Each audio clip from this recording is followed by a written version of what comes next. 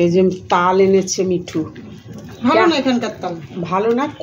কলকাতার তাল ভালো, নৈনিতাল তাল এগুলো সব নৈনিতালের তাল, বিচ্ছিরি তাল, তেলে মাংস নাই। তবে যা হবে একটু বড়া করে ঠাকুর দেখি করো। এর মধ্যে তো সব মিশাতে হবে, একদম পাতলা গো মিঠু। আজকে বেশ ভালো ওয়েদারটা আছে। জন্মাষ্টমীতে বৃষ্টি হয়, কিন্তু আজকে দিল্লিতে ওয়েদার খুব ভালো। যাই হোক, গুড মর্নিং। আশা করি আপনারা সকলেই ভালো আছেন। তো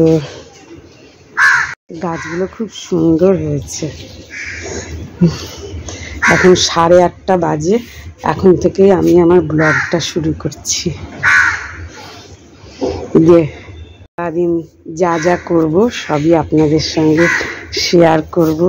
আজকে জন্মাষ্টমীতে কি কি করছি কি না সব।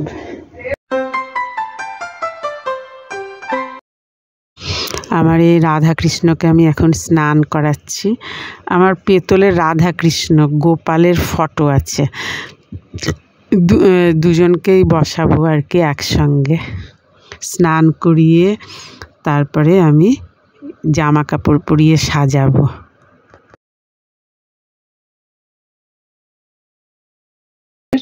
আর এই গোপালের ছবি, একে রোজ এখানে পুজো করি। এই যে সাজালাম,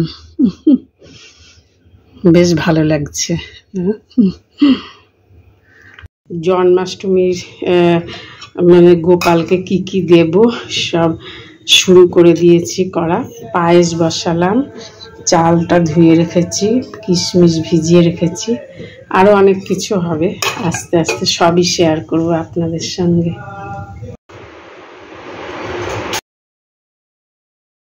পায়েসটা বেশ অনেকক্ষণ নাড়লে বেশ ঘন ঘন হয়, ভালো হয় পায়েসটা রান্না। এখন এই প্রায় হয়ে এসেছে। এবার মালপোয়া হবে। এই ব্যাটারটা তৈরি করছি। সুজি আগের থেকেই ভিজিয়ে রেখেছিলাম, সুজি, ময়দা, এসব নারকেল কোড়া এসব দিয়ে ব্যাটার তৈরি করলাম। ভাজা শুরু করে দিলাম। মালপোয়াটা হয়ে গেলে তালের বড়া বানাবো।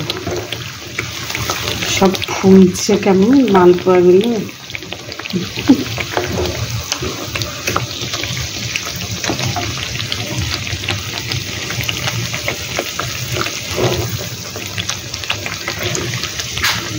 মালপোয়া হয়ে গেল। এখন এই কলাটাকে স্ম্যাশ করছি, করে তালের বড়া হবে। তালের সঙ্গে মিশিয়ে ওর মধ্যে একটু এই যে স্ম্যাশ করা হয়ে গেল। এবার তালের সঙ্গে মিশিয়ে নারকেল কোড়া সব দিয়ে চিনি টিনি তালের বড়া করছি। আমি এই প্রথম তালের বড়া করছি, জানি না কেমন হবে। বেশ কিন্তু ফুলছে বড়াগুলো, ভালোই লাগছে দেখতে। এখন যাচ্ছি মন্দিরে একটু। মন্দিরে রাধাকৃষ্ণের মন্দিরটা খুব সুন্দর সাজায়। ওই কালী মন্দিরে তো 3টে মন্দির, শিব মন্দির, কালী মন্দির, রাধাকৃষ্ণের মন্দিরটা আজকে খুব সুন্দর সাজাবে না, সেখানে যাচ্ছি। হ্যাঁ, এসে আমি বাড়িতে পুজো করব। সব হয়ে গেছে, ঠাকুরের ভোগ, এসে ভোগ নিবেদন করব ঠাকুরকে। তো চলুন আপনাদের সঙ্গেও শেয়ার করব। চল,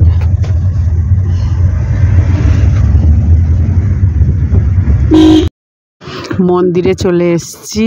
কি সুন্দর ঝুলন সাজিয়েছে মন্দিরে, মানে ঢুকে কিছুটা গিয়ে অনেক বড় জায়গা, তো খুব সুন্দর করে ঝুলনে সব সাজিয়েছে। ছোটোবেলার কথা মনে পড়ছে, আমরাও সাজাতাম। এবার যাচ্ছি রাধাকৃষ্ণের মন্দিরে। এই যে রাধাকৃষ্ণকেও সাজিয়েছে সুন্দর করে। মন্দিরে পুজোর প্যান্ডেল শুরু হয়ে গেছে। এই যে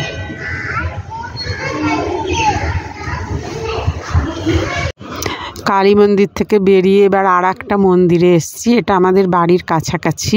এই মন্দিরটাকে খুব সুন্দর সাজায়। এই যে বাইরে থেকে এত সুন্দর সাজিয়েছে। আবার এই রাধাকৃষ্ণকে এই যে দোলনায় গোপাল বসিয়ে সবাই গোপালকে ধরে ঝুলাচ্ছে।